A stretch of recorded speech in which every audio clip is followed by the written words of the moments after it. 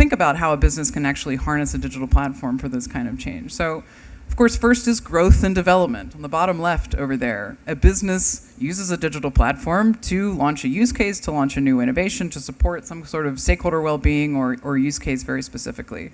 In the ecological metaphor, a tree sprouts. And so it grows, and the business grows, and it grows into localities, and it expands, it coordinates over multiple stakeholders.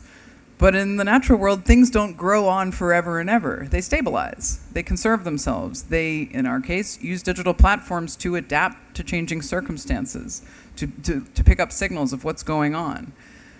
But of course, things in the modern world are all subject to the complex, disruptive ecosystems in which we live. All businesses, all technologies are swimming in complexity of supply chain disruption, ecological disruptions, geopolitical disruptions. Things happen.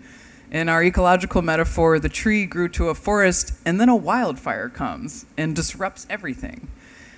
Digital platforms can also be used to respond to disruption. And this loop could be done in a sort of short-term aspect of something fairly trivial, like a UX issue or a user pain point, or it could be catastrophic, a major conflict on a locality in an operational locality in which you exist, or a regulatory requirement that threatens the business model of the organization, or a cybersecurity breach. Whatever the case is, platforms can be used to help adapt, to use data and actually adapt to what's going on in these changing circumstances.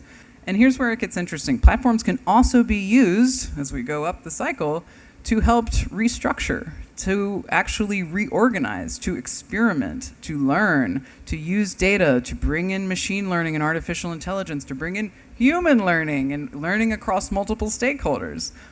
More and more platforms are embedding these capabilities into their platforms. And so round and round we go to use these tools as fundamental tools for business adaptation.